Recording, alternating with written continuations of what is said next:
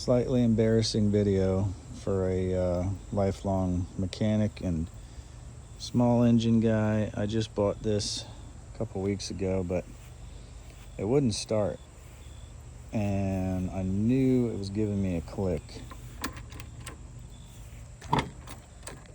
Alright, I gotta trigger the seat trigger. Ready?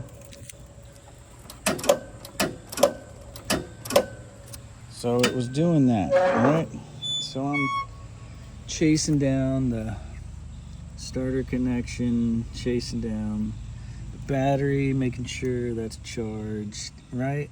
Did all that stuff. Luckily I didn't buy any parts, but I said, what the hell could it be, man? Listen to it.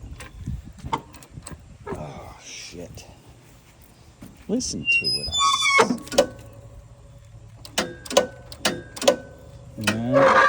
and then I slowly realized if you got your blade engaged, it won't start. So that was the trick. Blade disengage, seat trigger.